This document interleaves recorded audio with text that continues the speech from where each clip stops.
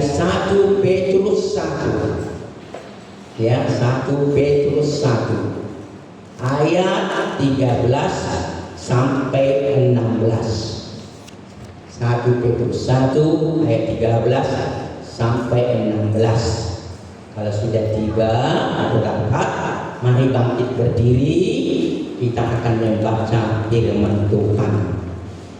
Kita baca firman Tuhan hari ini secara bersama-sama karena tidak banyak, hanya tiga ayat saja. Kalau judul perikopnya yang pas, kekudusan dan kasih persaudaraan.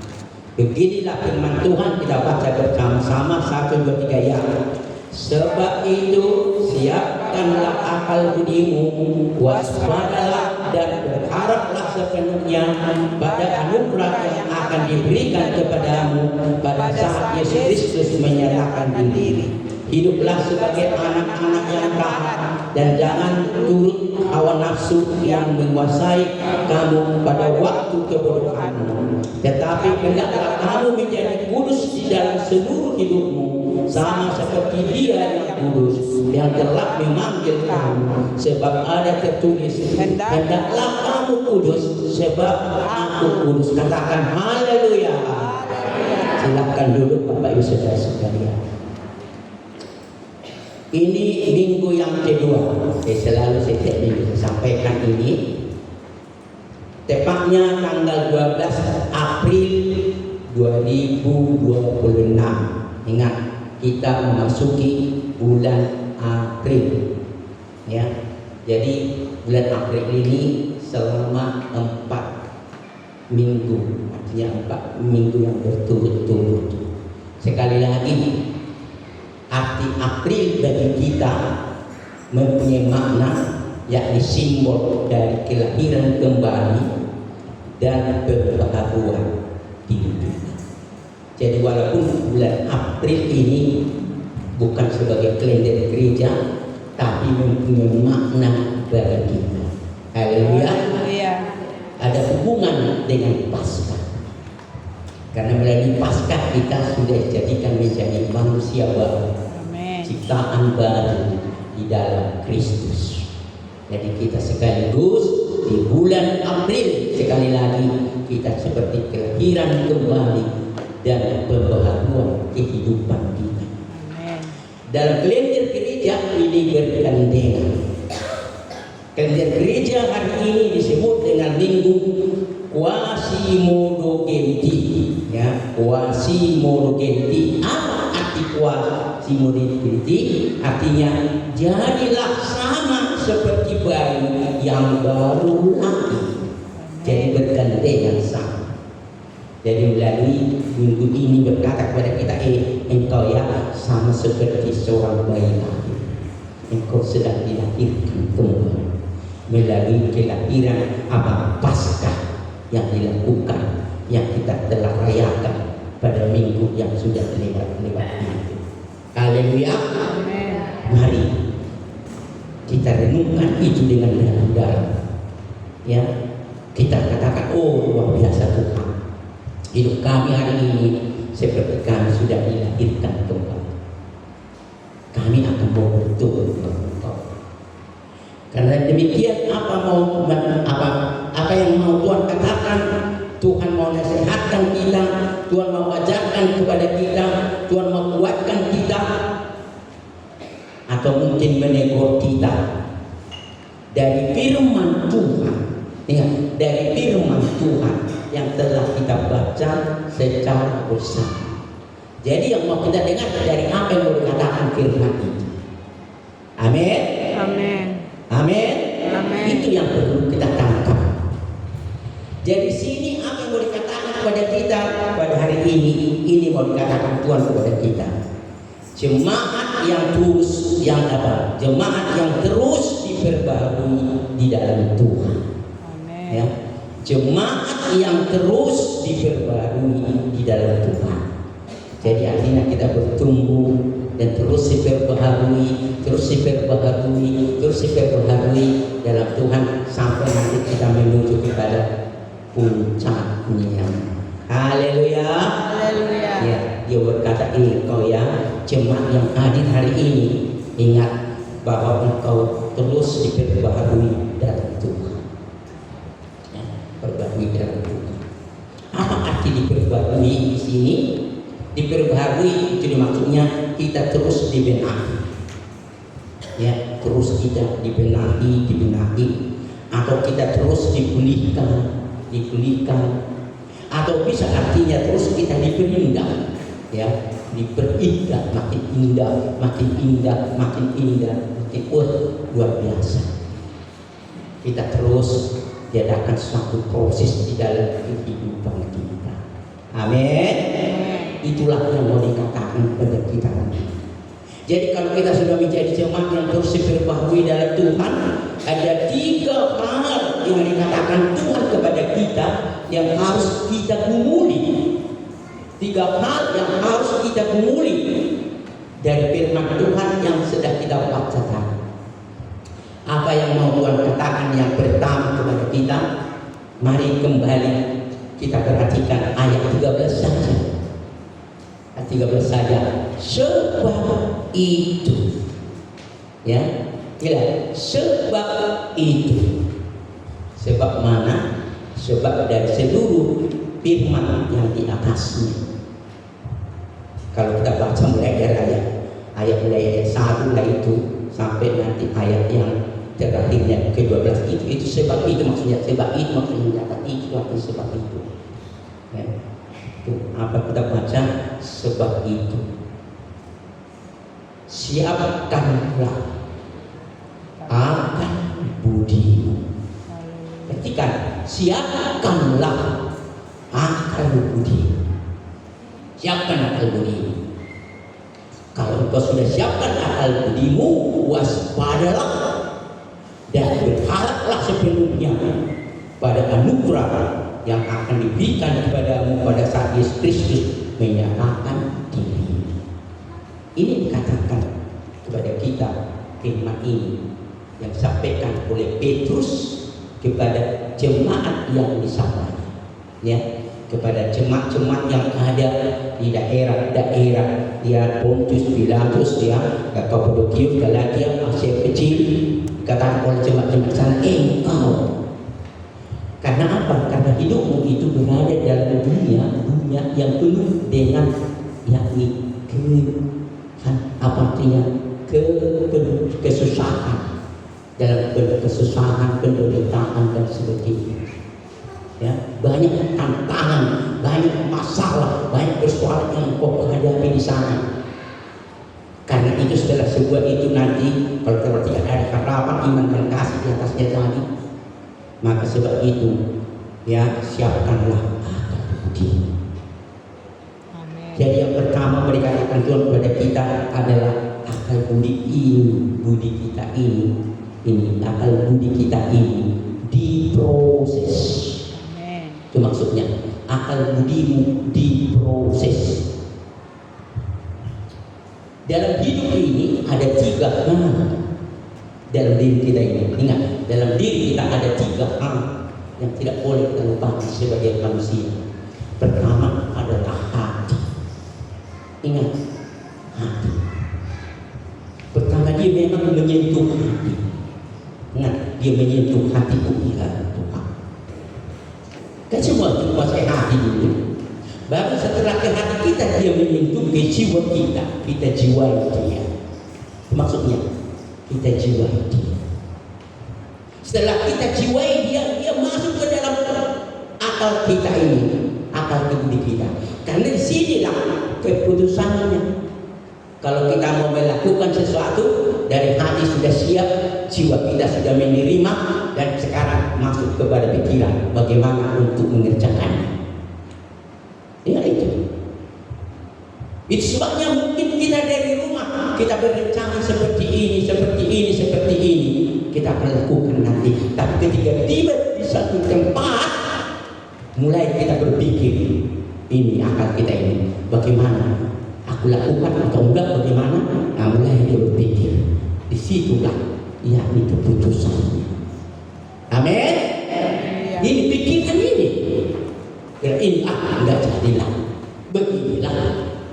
sudahlah, akhirnya aku begini saja, udah tinggalkan saja itu, kujauhkan saja. Itu saja.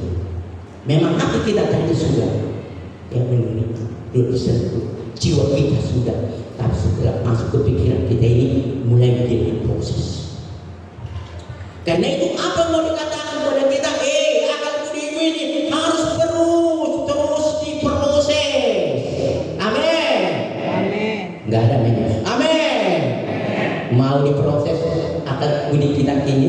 Amin. Itu dikatakan proses budimu. Apa arti akal budi? Apa arti akal budi? Akal budi itu adalah pikir sehat. Itu dia akal budi itu harus menjadi pikiran sehat. Itu harus tetap kuat di dalam diri ini. Sehingga kalau pikiran kita ini sehat, akal budi kita ini tetap dia normal, maka dia tidak mudah terpengaruh oleh situasi kondisi yang ada di sekitar kita yang sedang kita jalani itu. Amin. Amin. Itu dia. Ingat itu tadi. Karena begitu dia hati kita, jiwa kita, akhirnya setelah pikiran kita mulai terjadi perubahan. Tapi pikiran itu sekarang harus sekarang. Karena itu makanya untuk mempikiran kita ini dikatakan kamu harus waspada. Ingat, kamu harus waspada. Kamu harus berharap penuh.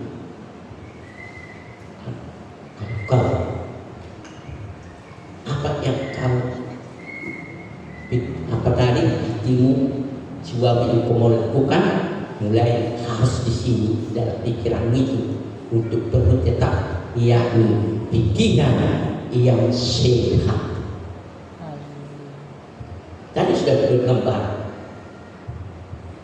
Seperti contoh umpamanya dari hati kita mau ke pesta. Tadi aku kasihlah nanti tanganku buat tanganku. Sampai di situ. Sampai di saingan dan kalau si pangano kita bukan ya kan. Akhirnya dan dia aku studio dia ini masuk ke balik di bagas sedap aneh. Amplop naik. Aneh gue ibaratnya saw. Ini nak usai kan berpikir enggak lagi dibuatnya apa dari hatinya sudah lulus, jiwanya sudah, tapi setelah dia alami sesuatu digeser pikirannya, mulai digoncang pikirannya. Cuma makanya diingatkan kita hari ini menjalani hidup kita sebagai umat Tuhan penuh dengan seperti hal itu. Amin. Amin. Ingat, pikiran kita ini sering digoncang dalam hidup kita.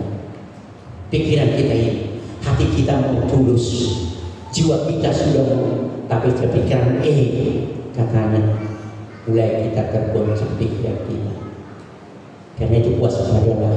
Dan itu makanya diingatkan kita, dikatakan kepada kita, haraplah sebelumnya pada anugerah yang diberikan kepadamu pada saat Yesus Kristus menyatakan diri.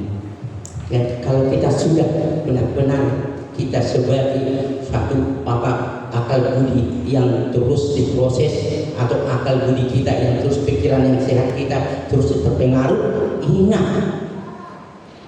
Tuhan tahu apa yang harus dia perbuat, apa yang harus dia lakukan bagi kita, karena kita melakukan segala sesuatu dengan ketulusan hati kita. Yang setuju katakan haleluya. Haleluya. Perhatikan ya, ini sering tergoncang pikiran kita ini, akal budi kita ini. Perlu dikatakan, diingatkan oleh Petrus kepada kita, ingat akal budimu itu tetap dia harus tetap berjalan dengan baik. Itu yang pertama diingatkan kepada kita pada hari ini.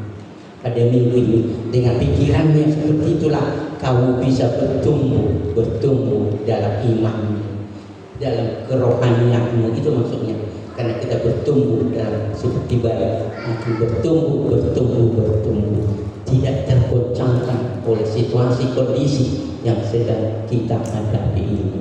Tetap kita percaya Tuhan pasti engkau berbuat yang terbaik pada saat menyatakan dirimu kepada kami. Haleluya. Itulah yang apa yang kedua kalau dikatakan Tuhan lain kepada kita. Tapi itu ini ya, untuk nasihat ini kita lihat dalam Ayub 28 ayat 28. Yang satu tadi akal budi yang diproses ini. Begini dikatakan, tetapi kepada manusia ia berfirman, ya, tetapi kepada manusia ia berfirman, sesungguhnya takut akan Tuhan itulah hikmat. Itu maksudnya. Jadi kalau kita terus tidak terpengaruh dunia sekitar kita, tak takut pada Tuhan, maka itulah hikmat. Dan menjauhi kejahatan adalah akal budi. Jadi tadi ada pengaruh akal kita ini, patahkan semua. Jauhi kejahatan, itulah akal budi yang murni. Haleluya. Itulah yang kedua. Yang kedua, apa yang kedua mau katakan kepada kita dari firman ini, kita perhatikan ayat yang ke-14. Kalau sudah sekarang akal budimu sudah diproses, kedua, hiduplah sebagai anak-anak. Ya, hiduplah sebagai anak-anak yang taat. Ya, hiduplah sebagai anak-anak yang taat dan jangan turuti hawa nafsu yang menguasai kamu pada waktu kebodohanmu. Ya, itu dia. Yang mereka katakan kedua, kalau akal budimu sudah diproses, maka kedua dikatakan kamu hiduplah seperti anak-anak yang taat. Ya, hiduplah seperti anak-anak yang taat. Jadi bagaimana kamu supaya bisa terus akal budimu ini diproses? Kedua, apa yang kedua? Yakni ketaatan mencapai tujuan. Amin. Ya, ketaatan mencapai tujuan. Itu yang penting. Ya, ketaatan mencapai tujuan. Kalau kita melakukan sesuatu, pasti ada tujuan kita untuk apa yang kita lakukan.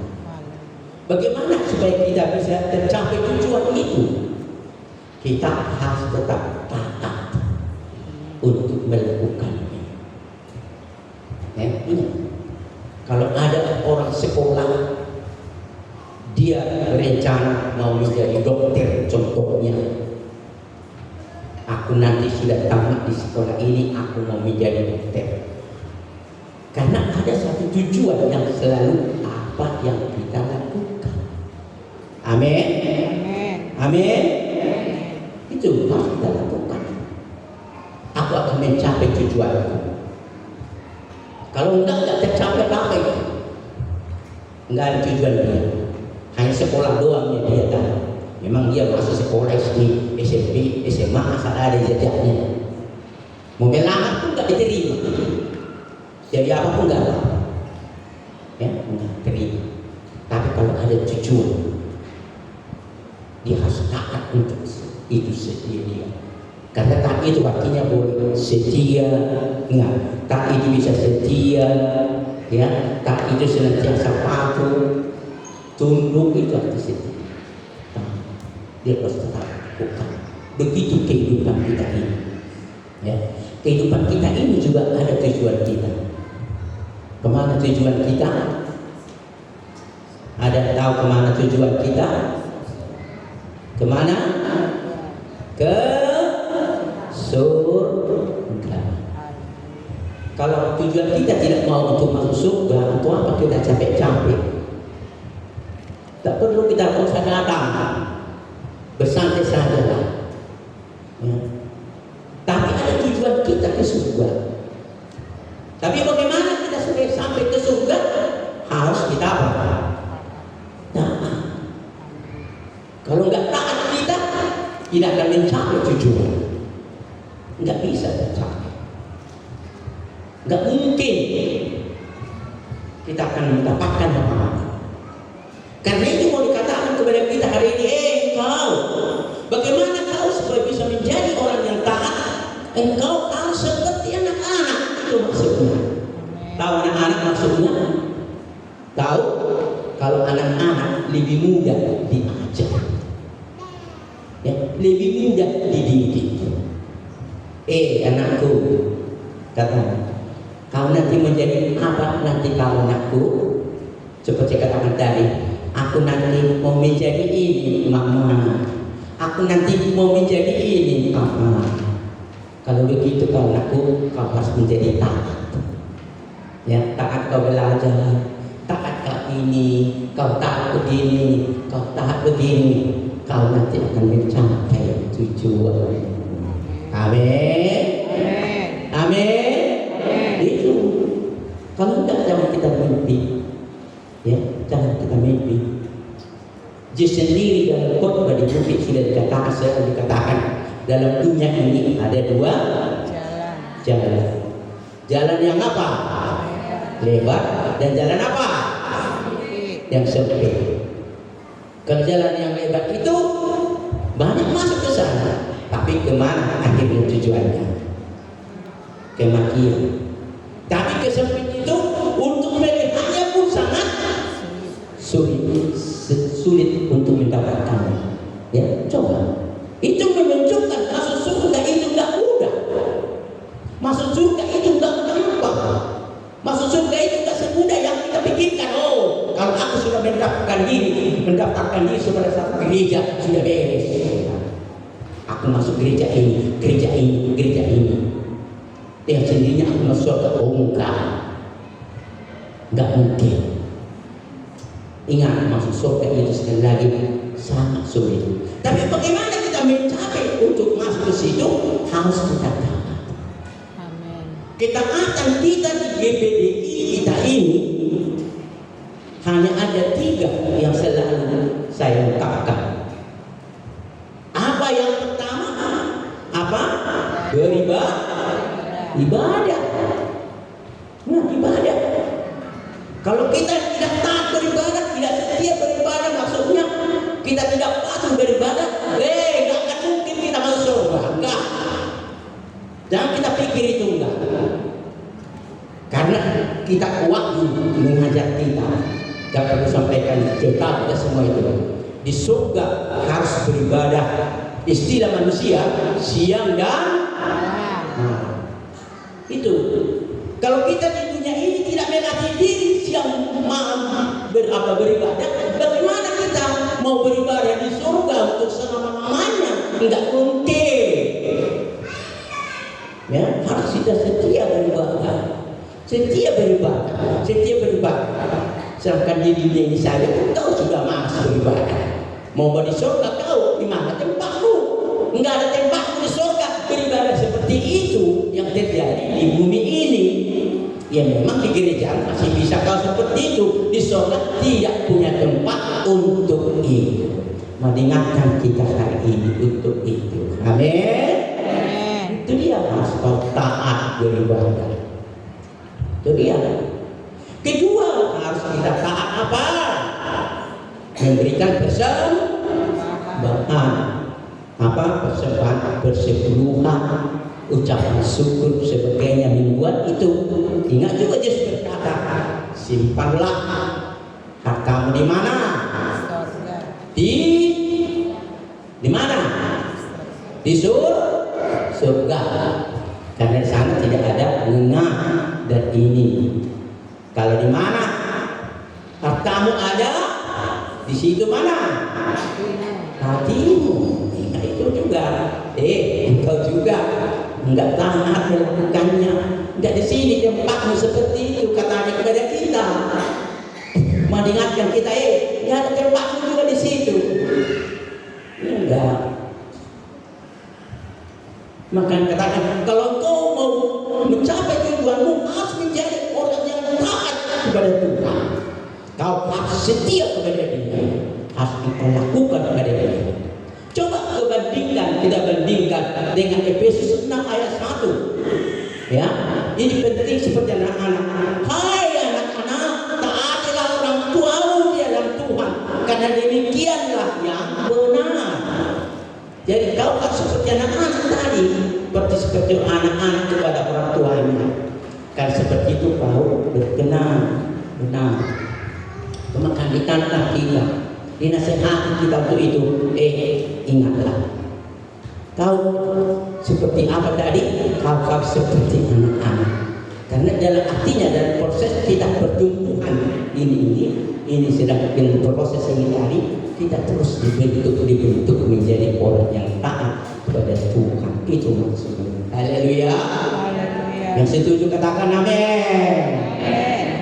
Untuk ini kita bandingkan seperti apa yang dilakukan Yesus. Coba kita lihat ya Ibrani 5. Ya Ibrani 5 ayat 8 sampai 9. Begini kita bandingkan seperti dikatakan Yesus sana. Ya, kita bandingkan seperti Yesus. Sekalipun ia adalah anak. Lihat, sekalipun ia adalah anak, karena dia anak kan? Anak. Ia telah belajar taat. Dia belajar taat dari apa yang telah dideritanya. Ya, dia taat dari apa yang telah dideritanya. Dan sana. Dan sesudah ia taat belajar daripada deritanya, dan sesudah ia disempurnakan, ia menjadi sumber keselamatan yang abadi bagi semua orang yang taat kepadanya. Jadi seperti Yesus sendiri sebagai anak yang taat. Ya, bapaknya berkata, kau harus mati kau di kayu salib untuk menyelamatkan umat manusia. Kau harus menderita di sana. Dia katakan, aku siap untuk melakukan kehendak-Mu Bapa. Aku menjadi seperti anak yang patuh. Mau kita menjadi seperti anak yang patuh? Yang setuju katakan amin. Ya, ingatlah 2 harta 3 kali. Setia, taat, beribadah, setia menjaga persepuluhan, walaupun seberapa yang didekati Tuhan, dia memberi persembahan dan syukur sebagainya. Itu maksudnya kita taat selalu. Kita lakukan. Kalau harus seperti anak-anak. Kalau sudah dewasa sulit diatur. Kalau sudah dewasa sudah payah itu. Anakku bertanya, ya Pak, suka karena nggak bisa dia diatur lagi. Maka seperti anak kau menjadi yang taat katanya kepada kita ini, dan firman Tuhan yang menyapa kita dari kitab 1 Petrus ini. Maka dikatakan kepada kita sekali lagi, hiduplah sebagai anak yang taat dan jangan turuti hawa nafsu yang menguasai kamu pada waktu keburukan. Kalau engkau tidak mau taat, berarti kau disana kau ini lakukan kehendakmu saja, kemauanmu saja, keinginanmu saja. Ingat, itu adalah kebodohan katanya kita. Ya, itu kebodohan. Kebodohan kau bodoh. Enggak mencapai tujuan kau. Kau sia-sia walaupun kamu masih susah untuk berubah. Tapi kalau kau mencapai tujuanmu, ingat, belajarlah engkau seperti anak-anak. Mau diatur, mau diajar, mau dinasehati, dan seterusnya. Yang setuju katakan haleluya. Haleluya. Itulah yang disampaikan kepada kita untuk itu. Yang terakhir, maka yang terakhir, kita lihat mulai ayat yang ke-15. Ya, yang kedua sudah kau menjadi taat sampai tujuanmu. Ke-15. Tetapi hendaklah kamu menjadi kudus di dalam seluruh hidupmu. Perhatikan, ya, tetap hendaklah kamu kudus di dalam seluruh hidupmu. Sama seperti siapa? Seperti Dia yang kudus, yang telah memanggil kamu. Ya, memanggil kamu. Sebab ada tertulis, hendaklah kamu kudus sebab aku kudus. Nah, kalau kamu sudah melakukan pikiran terus diproses dan juga ketaatan itu tetap mencapai tujuanmu, ada ketiga hal. Ingat, dikatakan sana tadi, ya tetaplah kamu menjadi kudus di dalam seluruh hidupmu. Apa yang dikatakan yang ketiga di sini kepada kita? Hidupmu senantiasa kudus. Hidupmu senantiasa kudus. Itu dia. Apa arti kudus itu? Kudus maksudnya sana, kudus itu bersih. Kudus itu mulia. Kudus itu murni, ya, sehingga dia menjauhkan diri dari segala yang menodai dirimu. Harus engkau jauhkan. Engkau harus membuat jarak dengan dia. Harus engkau membuat batasan bagi diri. Karena dalam hidup ini sangat banyak untuk mempengaruhi kehidupan kita. Banyak hal untuk mencoba untuk menghancurkan iman kita. Itu selalu mau dikatakan kepada kita. Ingat, karena apa? Karena dunia ini sangat menggoda kepada kita. Kita perhatikan ini, sangat menggoda kita. Memang tepat sekali pasal orang Batak. Ya, pasal orang Batak. Risi-risi akan dijawab, lamut-lamut akan dibina. Ya, risi-risi akan dijawab, lamut-lamut akan dibina. Jadi kalau ada orang-orang yang seperti bahasanya seperti risi-risi, lebih terima itu Bapak Ibu, ya, lebih terima daripada kapok-kapok, ya, orang hati-hati orang seperti itu maksudnya juga. Karena lamut-lamut akan dibina. Setan itu sangat tahu dia apa yang dia lakukan untuk mempengaruhi kita. Ya, begini. Kan itu masuk ke dalam pikiran nanti kan kepada kita. Sokodo begini inang katanya. Begini ini. Begini inang begini katanya. Ya, seperti benar. Ingat, begini. Kau juga aman begini. Begini kau yang aman begini. Oh iya, kata. Jadi bagaimana? Beginilah kau aman. Kau begini inang. Kau begini mudah-mudahan. Kasih begini kau kata. Tanpa kita sadari seperti yakni yang dikatakan oleh ular yang ada kepada Hawa di taman ini. Begitu dia. Kalau engkau makan buah pohon itu, maka kau menjadi seperti Allah. Ya. Kalau tahu apa yang baik, apa yang tidak baik, itu kau tahu. Ya. Jadi maksudnya dilarang kau supaya jangan kau tahu yang baik mana yang jalan. Itu, nah, kalau percaya makanlah. Dia udah, ya, aku pun mau ingin seperti ini. Ya, aku ingin seperti ini. Kan bahkan kau seperti Allah, kau tahu yang baik mana yang jalan. Coba kau seperti Allah. Itu mudah-mudahan datang kepada kita. Kalau begitu, tanpa kita sadari, itu kekudusan kita mulai dihancurkan. Ya, kekudusan kita, kemurnian kita. Hidup kekudusan kita mulai dinoda. Maka dikatakan ini kan dia ini yang benar itu. Jaga dirimu. Jangan kamu mudah terpengaruh oleh situasi yang menggoda dirimu. Jangan. Ingat, Allah itu kudus. Maka kau tidak kudus. Dan kamu menjadi kudus karena aku mau panggil kamu.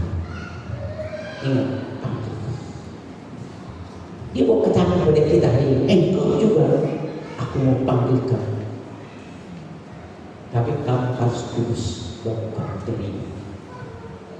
Gumuli itu katakan kepada kita hari ini. Yang setuju katakan haleluya. Haleluya. Haleluya, gumuli. Semua itu berderetan itu. Pikiran kita mulai diaturkan tadi, mulai kita ada tidak ada, itu membuat kita kekudusan gak ada lagi. Semua itu bergandengan. Kalau orang kata bilang, semua dia itu berbuat. Kalau dia itu kan menyatu dan mari kita tunggu. Oh Tuhan, beri kekuatan kepada aku supaya aku bisa tetap kudus dan artinya aku bisa menjaga ya dari sesuatu yang menodai diri. Supaya aku terus kuat dan menang dalam semua itu. Itu yang perlu ditantang pada kita hari ini. Dengan begitu kita bertumbuh terus sebagai baik menjadi dewasa dalam iman rohani kita yang kokoh di dalam Tuhan. Yang setuju katakan haleluya. Haleluya. Untuk ini kita lihat nasihat Paulus kepada jemaat di Roma. Dalam Rom 12 ayat 1 dikatakan di sana, karena itu saudara-saudara, karena itu saudara-saudara, oleh kemurahan Allah, aku menasihatkan kamu. Ingat, aku menasihatkan kamu supaya kamu mempersembahkan tubuhmu. Lihat, supaya kau mempersembahkan tubuhmu sebagai persembahan yang hidup, yang bagaimana? Yang kudus, ya, dan berkenan kepada Allah. Ya, yang kudus dan yang berkenan kepada Allah. Persembahkan hidupmu yang berkenan kepada Allah. Itulah ibadahmu yang sejati. Amin. Itulah ibadahmu yang sejati. Mari kita kumuli itu. Ya, kita terus dikumuli, kita kumuli. Tidak semudah yang kita pikirkan memang, tapi kita terus diproses dalam pertumbuhan kita tadi, dalam hidup kita, iman kita ini dalam Tuhan. Dan untuk mengakhiri firman ini, saya akhiri dengan 2 Korintus 5 ayat 17. Dikatakan di sana seperti ini. Jadi siapa yang ada di dalam Kristus? Jadi siapa yang ada di dalam Kristus? Ia adalah ciptaan baru. Ia adalah ciptaan baru. Kalau dia menjadi ciptaan yang baru, bagaimana? Yang lama sudah berlalu. Sesungguhnya yang baru sudah datang. Haleluya. Haleluya. Terus kita terus. Sesungguhnya yang baru terus datang. Datang itu terus berproses. Terus dia diperbarui mencapai kesempurnaan. Untuk mengakhiri ini, saya buat satu contoh. Semuanya kita ini sudah tahu sebenarnya. Seperti apa? Seperti ulat yang ada di daun pisang. Sudah tahu kan ulat yang ada di daun pisang? Ulat daun pisang itu coba ada senang untuk memegang ya ulat di daun pisang, senang? Enggak pernah senang. Tapi makin lama dia berubah menjadi apa? Kepompong. Kita kalau buka itu sudah mulai senang memegang. Kalau tidak ulatnya, ya bulu-bulunya pun sangat menakutkan. Sudah kepompong kita senang, mulai senang. Tapi kalau dia sudah berubah dari kepompong menjadi kupu-kupu, senang atau enggak? Senang. Bagi kupu-kupu yang sangat cantik, ya kan? Kita senang menangkapnya, kita senang untuk dia. Begitulah hidup kita ini, diproses terus, diproses di dalam Tuhan. Amen. Yang lama terus berlalu, yang baru terus kita nyata dalam hidup kita. Itulah pergumulan kita. Kalau nanti kita menghidupi hidup ini dalam dunia ini, memang dua kita. Saya nggak tahu lah kalau dua kita, kalau aku ingin ya seperti 1000 tahun lalu. Itu kalau aku ingin 1000 tahun lagi. Aku rindu melihat seperti aku lihat di YouTube itu. Aku lihat generasi-generasinya berbaris-baris, lihat matanya. Bahkan dia melihat juga, oh ini nenek moyangku mukanya. Iya kan? Mau seperti itu atau enggak kira-kira? Iya. Tapi aku seperti Musa, sehat-sehat kalau lihat itu maksudnya. Sampai di hari tuanya pun tidak makannya beres semua kan, kekuatannya begitu maksudnya. Lihat, oh inilah generasi itu doa, hanya doa. Sampai wujud itu rencana Tuhan yang indah bagi kita. Itulah artinya juga kita diproses seperti itu. Kalaupun kita nanti hidup, kita ingin tinggalkan dunia karena kita pasti mati. Gak mungkin kita hidup selama-lamanya. Ya, apalagi kalau kita bisa 100 tahun pun sudah hebat. Ya. Silakan siapa si Adam hanya 130 tahun tidak sampai juga mati juga yang sudah ada si Adam. Kita terbatas. Tapi kita nanti sudah mati masuk surga selama-lamanya. Kita bersama dia sampai dia datang untuk kedua kalinya. Haleluya. Mari renungkan itu. Mari gumuli itu. Mari tangkap dalam batinmu. Seperti kita baik yang sedang bertumbuh sekarang kata Tuhan diproses, terus diproses. Mari kita renungkan dengan baik. Dan untuk merenungkan firman Tuhan, kita bernyanyi dengan nyanyian bagaikan bejana